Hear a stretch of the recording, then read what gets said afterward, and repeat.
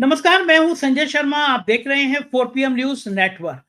आखिर कांग्रेस को समस्या क्या है? मोदी जी की हर बात में वो नुस्खा क्यों निकाल रही है? कांग्रेस के 5 ब्रांड नेता हैं, प्रवक्ता हैं सुरेंद्र सिंह राजपूत। मैंने उनसे बातचीत की और इस बातचीत में पूछा कि आखिर कांग्रेस की बात क्यों नहीं समझ पा रही कि ऑपरेशन सिंदूर करके मोदी जी ने कितना बड़ा काम कर दिया है। तमाम टीवी चैनल देखिए कितनी बड़ी बड़ी बात कह रहे हैं, हमने इस्लामाबाद कब्जा कर लिया, कराची कब्जा कर लिया, कांग्रेस मान नहीं रही है।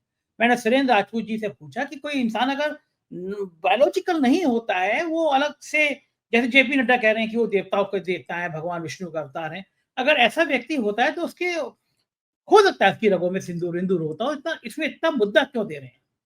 सुरेंद्र राजपूत भी कहाँ पीछे रहने वाले, बड़े तीखे तीखे सवाल जवाब दिए। और मैंने पूछा कि ट्रंप पछता नहीं है आप लोगों को? ट्रंप के बनते ही बीजेपी के समर्थक लोगों ने हवन किए, मिठाइयां बांटी, तो कांग्रेस को भला कहाँ स्वीकार? क्या हुई बातचीत बहुत बढ़िया लगेगा आपको अगर आप पूरी सुनेंगे। ले चलता हूँ सुरेंद्र राजपूत जी के पास इस अनुरोध से कि चैनल को सब्सक्राइब करना और ज्वाइन करना ना भूलें। चलते हैं सुरेंद्र जी के पास। 4 PM न्यूज नेटवर्क में स्वागत है सुरेंद्र राजपूत जी आपका। मैंने आपको आज कष्ट इसलिए दिया कि मुझे लगा कि आज कम से कम आप अपने प्रधानमंत्री जी को बधाई देंगे, हम सबके प्रधानमंत्री को बधाई देंगे कि भारत अब जापान को पीछे छोड़कर चौथे नंबर की अर्थव्यवस्था बन गया। एक बड़ी उपलब्धि हासिल करी है प्रधानमंत्री जी ने और पूरी सरकार ने।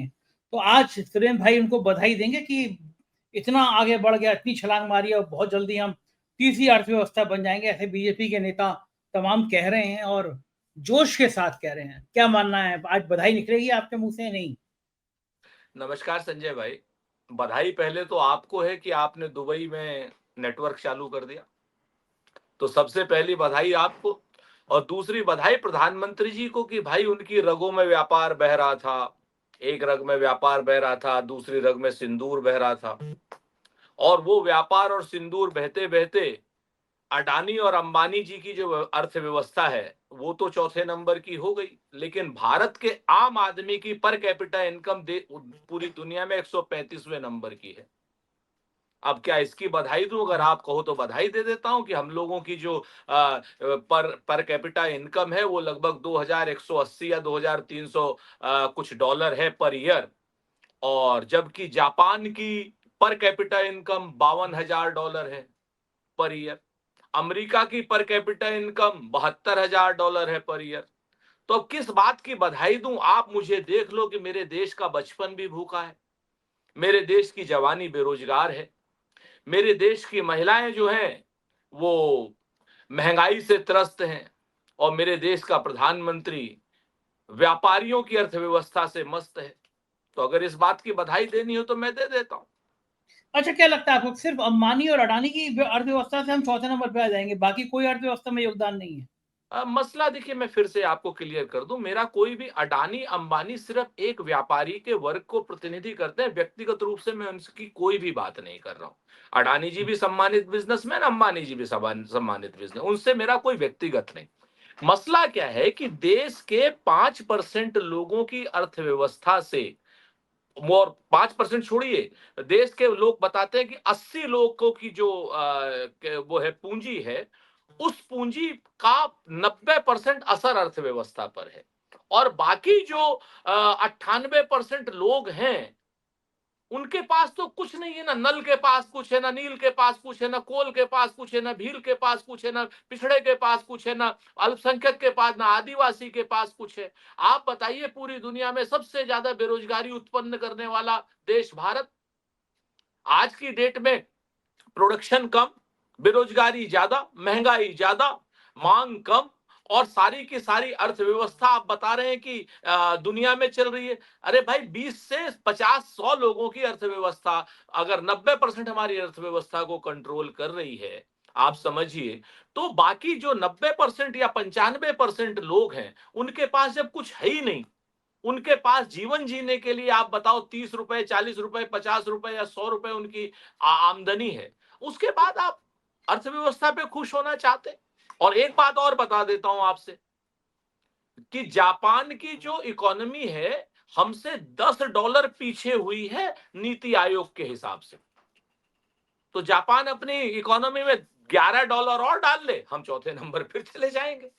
ये तो हम $15 और डाल के उनसे आगे निकल जाएंगे, ये क्या अब बात? वही this is a rat race ना। मैं यही तो आपसे कहना चाहता हूं कि आप पहले नंबर पे ले आइए अर्थव्यवस्था पर कैपिटा इनकम तो होनी चाहिए। संजय शर्मा अगर आज की डेट में किसी एयरलाइन से जा रहे हैं दुबई, अच्छी बात है, लेकिन संजय शर्मा अगर अपने प्राइवेट जेट से जाते हैं, संजय शर्मा जैसे तमाम पत्रकार प्राइवेट जेट से जाते हैं, तो मैं अर्थव्यवस्था को अच्छा मानूंगा।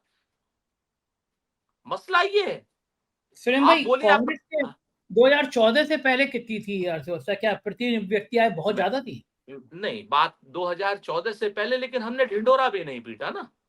हमने तो ऐसा किया, हमने तो क्या नाम 1948 में जब हमको अर्थव्यवस्था मिली थी 1760 करोड़ रुपए की थी। हमने 2014 में 44 लाख करोड़ की अर्थव्यवस्था नरेंद्र मोदी जी को दी। हमने 2000 क्या नाम 4 में जब अर्थव्यवस्था ली थी नरेंद्र मोदी जी, क्या नाम अटल बिहारी वाजपेयी जी से, तो $700 बिलियन की थी हमारी अर्थव्यवस्था। और जब हमने नरेंद्र मोदी जी को दी है अर्थव्यवस्था, तो $2.37 ट्रिलियन की दी। अब 700 बिलियन से $2.37 ट्रिलियन, अगर इसको आप बैंक में भी डाल दो तो भी 4.5 लाख $4.5 ट्रिलियन की होनी चाहिए थी, हुई मात्र 4.1 की। तो आज की डेट में तो बैंक के रेट के हिसाब से अर्थव्यवस्था नहीं बढ़ी है। मैं ये आपसे कहना चाहता हूं। सुरेन भाई, असल में आपसे मुझे लगता है कि आप लोग जो है ना, तेज शराब प्रवक्ता कांग्रेस के, कोई जी श्रेय नहीं लेना चाहते। अगर प्रधानमंत्री ने कह दिया कि उनकी रगों में गर्म सिंदूर बह रहा है, भाव समझना चाहिए था आप लोगों की। पाकिस्तान की ऐसी तैसी कर दी उन्होंने, पाकिस्तान में घुस के हमला किया। पाकिस्तान के सारे चैनल दिखा रहे थे आप कि हमने कराची पे विजय कर ली, लाहौर पे विजय कर ली। तो सारे टीवी चैनल क्या झूठे हैं? आप लोग सच्चे हैं? आप मैं लोग तो कैसे बताते? मैं तो यही तो हम तो संजय भाई आपको धन्यवाद देते हैं, आप उस ट्रैप में नहीं फंसे। आप बताओ हमको कि हमारी सेना का शौर्य, हमारी सेना का पराक्रम, हमारी सेना की व्यावसायिक दक्षता पर हमें तो कोई संदेह नहीं। हमने तो कहा हमारी सेना, आज आप हुक्म दो कल पीओके ले आएगी, आज आप हुक्म दो कल बलूचिस्तान अपने कब्जे में कर लेगी या आजाद करा देगी। लेकिन हमारे प्रधानमंत्री जी ने क्या किया कि सेना सरहद पर खड़ी हुई है। हमने 15 पाकिस्तान के एयरबेस नष्ट कर दिए हैं, 9 आतंकी ठिकाने नष्ट कर दिए हैं। पाकिस्तान की आतंकियों को की सरपरस्त सेना घुटनों पर आ गई। हमारी सेना का शौर्य ये, और हमारे प्रधानमंत्री जी की गलती, कायरता या कोई भी निर्णय लेने की क्षमता ये कि एक डोनाल्ड ट्रंप का ट्वीट आ जाता है और सीज फायर। जहां पर हम एडवांटेज की पोजीशन में मेरी सेना खड़ी है, वहां पर हम सीज फायर कर दें। आप सोचिए, हम पीओके ले लेते, हम बलूचिस्तान को आजाद करा देते, हम एक पाकिस्तान के 3 पाकिस्तान कर देते, जैसे श्रीमती इंदिरा गांधी जी ने एक पाकिस्तान के 2 पाकिस्तान किए। सब लोगों ने सिंधिया जी को सैल्यूट किया, भाजपाइयों ने भी सैल्यूट किया। हम भी चाहते थे कि हम कांग्रेसी मोदी जी को सैल्यूट करें, वो एक पाकिस्तान के 3 पाकिस्तान कर दें। और रही बात मीडिया, तो गजब है भाई आपकी, गजब गजब चैनल है मेन स्ट्रीम मीडिया के। कुछ तो पाकिस्तानी दलालों को बैठाते हैं, पाकिस्तानी दुश्मनों को बैठाते हैं, उनको पे इंफॉर्मेशन ब्रॉडकास्टिंग मिनिस्ट्री क्यों नहीं कार्रवाई करती, उनसे सवाल जवाब करते हैं, हमारी सेना के मनोबल पर वो फर्क डालते हैं। कुछ चैनल ने क्या नाम 9 और 10 तारीख की रात में लाहौर भी जीत लिया था, क्या नाम वो कराची भी जीत लिया, इस्लामाबाद भी जीत लिया, पिंडी भी जीत लिया, सब जीत करके रात में दाखिल खारिज अपने नाम करा रहे थे। जैसे आप रजिस्ट्रियां निकलवाते हैं ना, बना क्या नाम अयोध्या वाली, सारी रजिस्ट्री उन्होंने रात में अपने नाम कराई और सुबह सुबह जाके वापस कराए। तब उन चैनलों को क्या कहें हम? तो मूल हमारा जो प्रश्न है, प्रधानमंत्री जी से पूरा देश बहादुरी की उम्मीद कर रहा था, और प्रधानमंत्री जी डोनाल्ड ट्रंप जो अपने नमस्ते ट्रंप हाउडी क्या नाम, अब की बार ट्रंप सरकार से क्या नाम गले मिलने वाले या गले पड़ने वाले, सारा का सारा खेल उन्होंने जो रचाया था पिछले 11 साल में, ट्रंप साहब ने वो एक ट्वीट में खत्म कर दिया। तो अब आप हमको बताओ कि हम किस बात की बधाई दे दें उनको? हमारी सेना को बधाई, सेना का शौर्य, सेना का पराक्रम, कोई सवाल नहीं। लेकिन और एक आप चीज देख लो, एक और आपके दोस्त हैं, जे जे जे जे, जयशंकर। आप डॉन की तरह नाम निकालते हो। आप जे जे जाने, हाँ, जयशंकर कह दीजिए ना, जे जे मतलब। अरे मतलब अब जे है भाई, वो दुनिया का डॉन अपने आप को समझ रहा है। उसको माइक रूबियो बात करता है, उसको जेडी वेंस कहता है, उसको सारी चीज कहते हैं स्टॉप, वो कहता है यस सर। वो कहता है क्या नाम कि नहीं नहीं उनको जाकर के बताओ, कैन यस सर। वो साफ कह रहा है, आप बताइए कि हमने तो सूचना दे दी कि हम आपके सेना पर। अरे भाई, आप सेना पर आक्रमण नहीं कर रहे हैं, क्यों नहीं कर रहे हैं?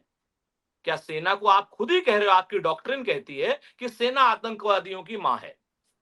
ठीक, आप कहते हैं हम सिविल ठिकानों पर नहीं हमला कर रहे, बिल्कुल ठीक है, लेकिन आतंकी ठिकानों पर हमला कर रहे हैं। तो आप वहां पर हाफिज सईद भी बच गया, मसूद अजहर भी बच गया, ऐसे 150 आतंकवादी भी बच गए। आप बताओ, आपके एक बयान की वजह से, यानी जो आपने पहले बताया, वहां पर सब बच गए, ऐसा आरोप लग रहा है। इसकी सफाई में कभी जबान लड़खड़ा रही है, कभी कुछ कह रहे हैं, कभी विदेश मंत्रालय को आगे कर देते हैं, कभी डीजीएमओ को आगे कर। अरे डीजीएमओ कभी युद्ध विराम का फैसला लेता है, राजनीतिक नेतृत्व लेता है। ये तो हर आदमी जानता है कि क्या नाम, युद्ध विराम का फैसला राजनीतिक होता है, रणनीतिक होता है, सैन्य नहीं होता। सेना तो अपने काम, सेना तो अगले दिन 3 दिन और हो जाते, जैसे अमित शाह जी ने कहा था कि नेहरू जी अगर 3 दिन और लड़ लेते तो जो क्या नाम, ये पीओके हमारा होता, पूरा कश्मीर हमारा होता, हम उस पे जान दे देंगे। अब क्यों नहीं दी जान? 3 दिन और लड़ लेते आप। आज की डेट में अमित शाह जी 3 दिन और लड़ लेते, हमारे पास पीओके होता और बलूचिस्तान आजाद होता। तो ये सारी बातें, जब बातें आती हैं तो वो कहते हैं ना कि समंदर ये तेरी खामोशी कुछ और कहती है, साहिल पे टूटी कश्तियां कुछ और कहती हैं, और मेरी आंखों ने देखे हैं शहर के कई मंजर, मगर अखबार की सुर्खियां कुछ और कहती हैं। जोर मोदी जी कहते हैं। की रग में तो सिंदूर है, सिंदूर है। अब सिंदूर जहरीला होता है, मोदी जी काहे नहीं समझ रहे हैं? हमें आपके स्वास्थ्य की बड़ी चिंता है, लेड होता है उसमें, क्यों नहीं आप समझ रहे हैं इस बात तो को? आप एक मोदी जी रग को में आपकी व्यापार दौड़ रहा है जी। आप मोदी जी को साधारण व्यक्ति समझते हैं। जेपी नड्डा जी ने उनको देवताओं का देवता बताया था, भगवान विष्णु का अवतार बताया था। तो वो बायोलॉजिकल कहते हैं नहीं है, किसी एक बड़े उद्देश्य के लिए आए हैं वो दुनिया में, तो ये वो अरे तो कहते हैं। तो हो सकता है कि कुछ नया हो गया उनके शरीर में ऐसा। नॉन बायोलॉजिकल है, तब भी उनको समझना पड़ेगा। आज हमारे जो सबसे सिद्ध, हमारे जो आराध्य हैं भगवान शिव, उन्होंने भी गले से नीचे नहीं जाने दिया जहर को, रगों में नहीं जाने दिया था। अब बात समझो, इसीलिए नीलकंठ कहलाए थे। तो ये नॉन बायोलॉजिकल महाराज, आप समझो बात को, यहां से नीचे जाएगा तो नस फट जाएगा। अच्छा बताइए, ये बताइए सुरेश जी, राहुल गांधी जी दिसंबर जनवरी के महीने में कड़कड़ाती ठंड में, जैसे आप सफेद टी शर्ट पहने बैठे हैं, ऐसी सफेद टी शर्ट पहन के वो कश्मीर में घूम रहे थे बर्फ में। बल्कि हाँ, पूरे पूरे देश ने देखा कि ये हुआ क्या इस नौजवान को। उत्तर प्रदेश के डिप्टी सीएम ने तो कहा कि हमने एक जांच बिठाई है जो ये अध्ययन करेगी कि राहुल गांधी को ठंड क्यों नहीं लगती। और ये राहुल गांधी की जैकेट और टी शर्ट केवल इस बात के लिए पूरे देश में चर्चा हो गई, ठंड क्यों नहीं लगती। तो वो भी सामान्य व्यक्ति से अलग कुछ था ना। नहीं नहीं, हम और आप उन्होंने तो तो नहीं रह सकते, हम और आप नहीं रह नहीं सकते। जब अरे उन्होंने क्यों नहीं ऐसा कर लिया तो प्रधानमंत्री जी ने कुछ ऐसा कर लिया होगा कि रगों में उनके गरम-गरम सिंदूर बह सकता है। वो कहते हैं ना कि हर एक बात पे कहते हो तुम के तू क्या है, और तुम ही कहो कि अंदाज गुफ्तगू क्या है, और रगों में दौड़ते फिरने के हम नहीं कायल, जब आपसे आंख जो ही से न टपके तो वो लहू क्या है। तो आंख से तो लहू टपकेगा मोदी जी, सिंदूर नहीं टपकेगा, नंबर 1। और जो एक्सरसाइज होती है, जो सारी चीजें होती हैं, तो आप भी करते हो, आपको भी हमने तमाम जाड़े में टी शर्ट में देखा है, मार बिल्कुल क्या नाम, टन टन आप रहते हो अपनी, अब कभी अपनी जी, छत पे, कभी अपने ऑफिस में, तो हम तो आपको सीख भी देखते हैं। तो जब सीखा आप है, रह सकते हैं, सीख रहे हैं आप हम लोग देख के टी शर्ट ऐसी सफेद हमने वाली। ना ना सर, हमने तो आपको उस पे भी देखा हुआ है ना कि जब शादी से पहले साइकिल पे भी आप जाड़े में टी शर्ट में। बहुत मेहनत किया करते थे हम। हाँ, इसी तरह बताइए कि इसी तरह किसके पीछे जाते थे? इसी तरह राहुल गांधी भी आजकल मेहनत तो कर रहे हैं। आज अगर अगर आपको आपको इश्क था, जो इस वक्त आपके साथ में हमारी भाभी है, हुँ, आप कौन से, राहुल गांधी को इश्क है पूरे देश से। तो हुँ। कश्मीर से लेके कन्याकुमारी, यानी कन्याकुमारी से कश्मीर, जब वो आदमी जाड़े में गया तो अपने देश के प्रति इश्क में गया हुआ था। तो देश के प्रति इश्क जैसा आपने उस समय किया था, आपको याद है, ज्यादा नहीं कहूंगा आपसे, वाह! याद है आपको, नहीं याद? आप मेरी प्रेम कहानी ले आए बीच में। अब आप सुरेश बताइए, जी, तो उस समय आप कपड़े कौन से पहनते थे, आप बताओ। हाँ, कम पैसे होते थे ना, तो कम वाले कम महँगे बैठते थे। अब मैं यूट्यूब टी बहुत शर्ट, सारे पैसे हाँ देता है तो फिर अच्छे कपड़े टी पहनते टी हैं। टी टी शर्ट पहने साइकिल पे आप जा रहे हैं जाड़े में। हाँ, तो आपने उसकी तुलना राहुल गांधी से कर दी, मतलब मेरी तुलना भी आपने राहुल गांधी से इस टर्म में। बिल्कुल बिल्कुल, इश्क है ना। आपको एक व्यक्ति विशेष से इश्क था, हमारी भाभी से, उन्हें देश से इश्क है। वाह क्या, और मोदी जी को नहीं है, मोदी जी को भी देश से इश्क है, तभी हम वो तो ऐसा ना, मोदी जी को देश से इश्क है, हम इस बात को मानते हैं। इस बात को लेकर के हम बिल्कुल भाजपा वालों के तरीके से नहीं कि वो गद्दार हैं या ये कुछ नहीं।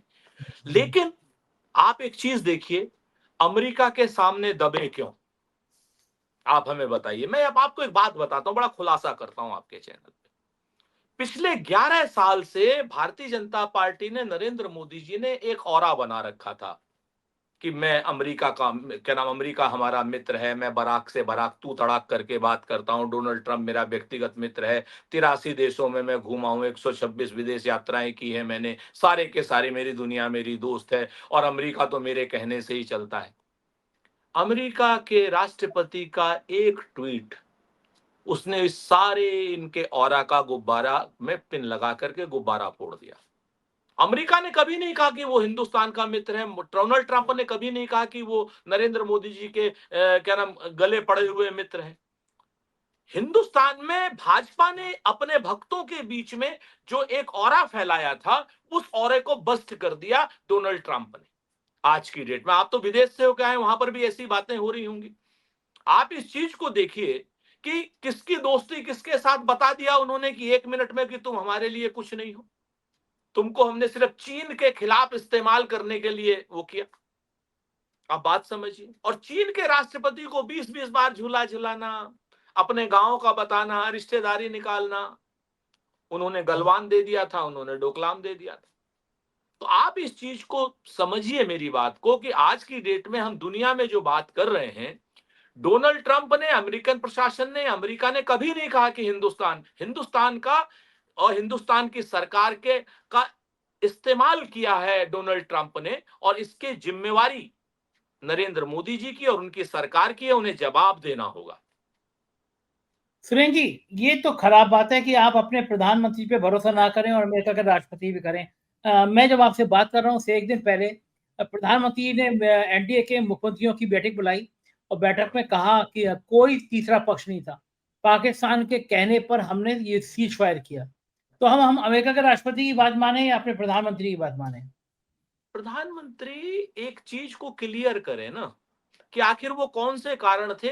क्या प्रधानमंत्री जी ने अमेरिका के प्रेसिडेंट को बताया था कि हम 5 मिनट बाद 5 बजे सीज फायर करने जा रहे हैं? आखिर ऐसा हुआ क्या था कि 5 मिनट के, मतलब उनके ट्वीट आने के 10 मिनट बाद या 5 मिनट बाद सीज फायर हो गया था? नंबर एक। नंबर दो, डोनाल्ड ट्रंप पाकिस्तान को और हिंदुस्तान के प्रधानमंत्रियों को बराबर तौल रहे हैं कि both are great nation, both have a great leader. क्या शहबाज शरीफ, जो वहां की सेना का कठपुतली प्रधानमंत्री है, हमारे चुने हुए प्रधानमंत्री के बराबर खड़ा हो गया? आप बताइए मुझे। और एक बार नहीं, डोनाल्ड ट्रंप ने 8 बार अलग अलग, अभी लेटेस्ट साउथ अफ्रीका के राष्ट्रपति के साथ बातचीत में, उससे पहले फॉक्स न्यूज से, उससे पहले सीएनएन, उसके बाद उससे पहले दोहा में, उससे पहले कतर में, सॉरी दोहा में, उससे पहले सऊदी अरब में, आप बताइए, लगातार उसने कहा कि मैंने न्यूक्लियर वॉर रुकवाई, मैंने दोनों से कहा लेट्स डू ट्रेड। कौन सी ट्रेड भाई?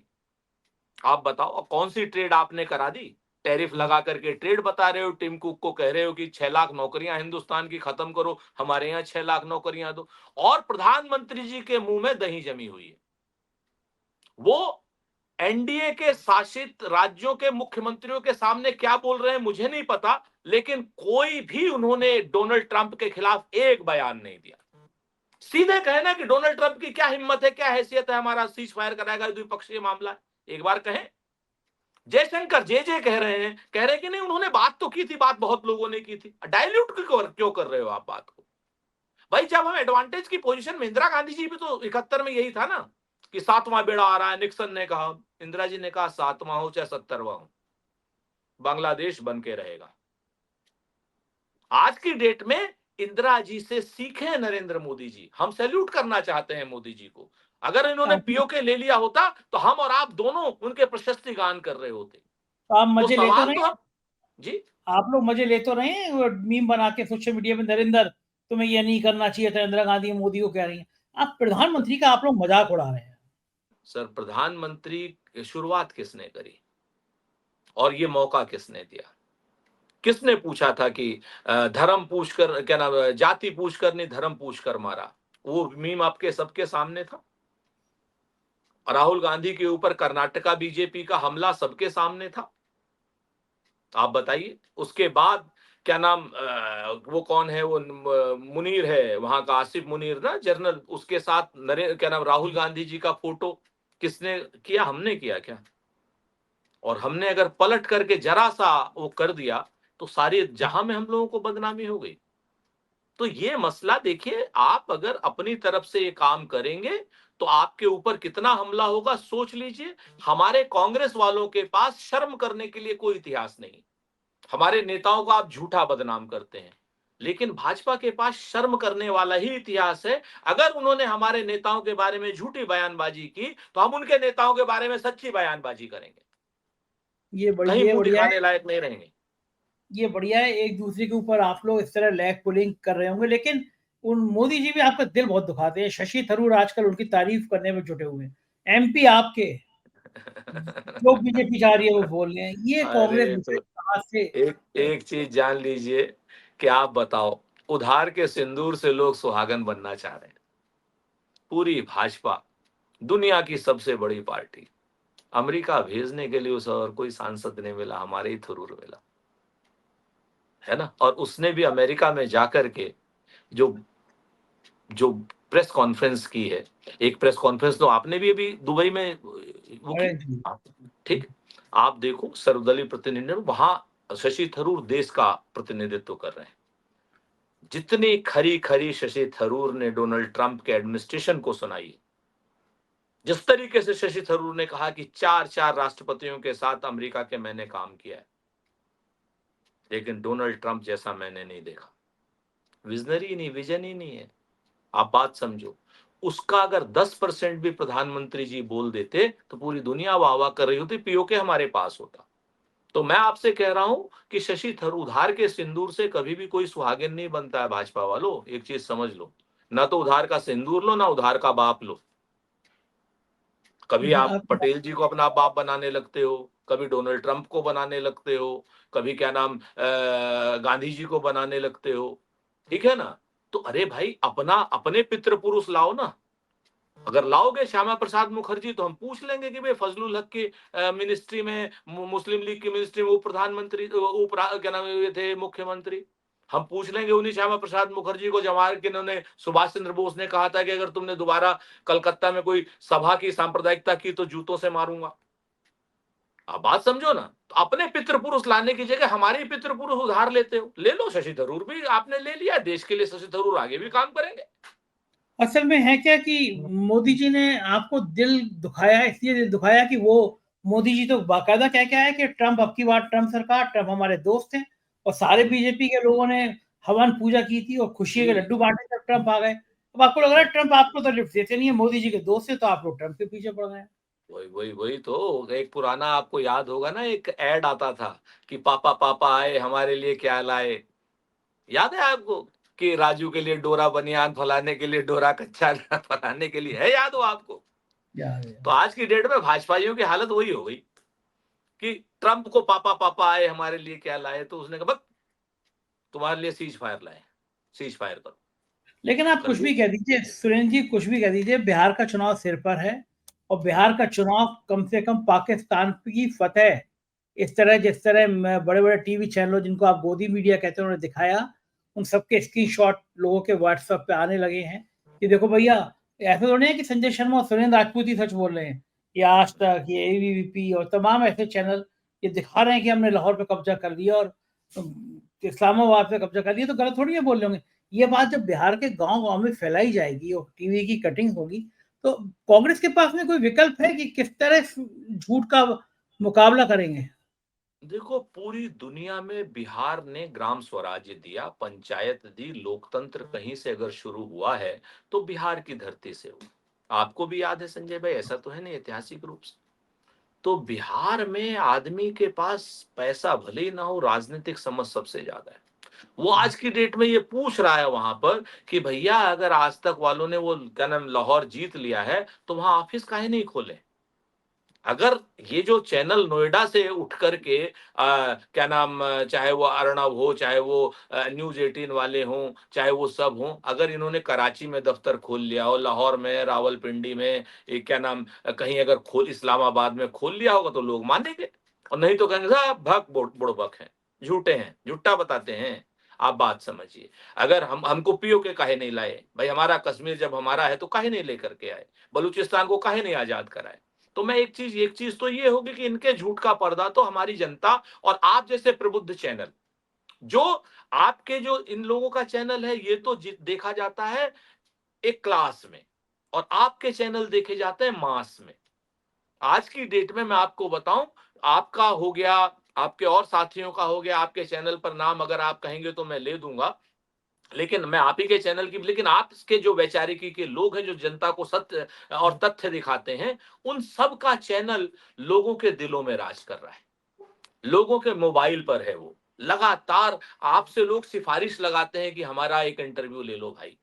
आप बात समझो क्यों लगाते हैं, क्योंकि वो गांव गांव तक पहुंचते हैं, पांव पांव पहुंचते हैं, नगर नगर पहुंचते हैं, डगर डगर पहुंचते हैं, लोगों के दिलों में राज करते हैं। और आज अगर मेन स्ट्रीम मीडिया के तमाम चैनलों को ले लीजिए तो उनमें सिर्फ उनको सर्कस देखनी होती है। हम भी जाते हैं, ऐसा नहीं है कि हम उस क्या नाम उसमें है, ऐसा हम बिल्कुल ये नहीं करते, लेकिन वहां के जो एंकर्स हैं वो सर्कस दिखाने की कोशिश करते हैं। अगले वो बेशर्मी से जो है अगले दिन माफी भी नहीं मांगते हैं। तो बिहार के चुनाव के मुद्दे हैं जातीय जनगणना। राहुल गांधी जी की जातीय जनगणना पर बिहार का चुनाव होगा, मैं आपको जिम्मेवारी से कहता हूं। अभी राहुल गांधी जी ने हम लोगों की वर्कशॉप ली थी। दुर्भाग्य से मैं यहाँ पर एक व्यक्तिगत बहुत जरूरी कार्यक्रम था, मैं नहीं जा पाया था, लेकिन हमारे 140 लोग वहां गए थे।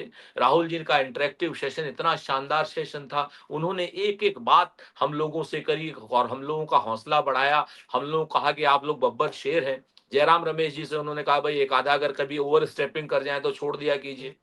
ये कितना बड़ा उन्होंने हौसला बढ़ाया था हमारा, मैं आपको आप समझ नहीं सकते कि इतना बड़ा हौसला राहुल गांधी जी ने जो बढ़ाया उससे हम लोग कृतार्थ हैं। तो बिहार का चुनाव मुद्दों पर होगा। बिहार का चुनाव नल पर, नील पर, कोल पर, भील पर, पिछड़े पर, आदिवासी पर, महिला पर, किसान पर, नौजवान पर होगा। बिहार का चुनाव झूठ पर नहीं होगा। बिहार का चुनाव बेरोजगारी पर होगा। बिहार में जिस तरीके से तेजस्वी ने अपने 17 महीने के शासनकाल में 5 लाख से ज्यादा नौकरियां दे दी थी, चुनाव उस पर होगा। बिहार के चुनाव के मुद्दे जो है बिहार के होंगे। बिहार के चुनाव के मुद्दे भाजपा नहीं तय करेगी, बिहार की जनता तय करेगी। और भारतीय जनता पार्टी और नीतीश कुमार तो कह रहा भाजपा ही हो गए, वो तो अपने अचेतावस्था में है लोग कहते हैं, और उनके सारी पार्टी पर कब्जा कर लिया है भाजपा ने, जिले जिले के मुख्यालय पर कब्जा भाजपा ने कर लिया। तो भाजपा से चुनाव होगा, भाजपा कहीं नहीं रहेगी, याद रखिएगा हमारी बात। चलिए देखते हैं। बहुत बहुत शुक्रिया सुरेश जी, आपने इतना मुझे समय दिया, इतनी बातचीत की, बहुत बहुत अरे आभार। मेरे लिए सौभाग्य की बात है कि आपने दुबई से आते ही हमें याद किया। शुक्रिया सर, बहुत बहुत शुक्रिया। ये तो सुरेंद्र राजपूत, और मुझे यकीन है आपको ये बातचीत बहुत अच्छी लगी होगी, पसंद आई होगी। पसंद आए हो तो एक कमेंट करिए, मेरा हौसला बढ़ेगा। Thank you.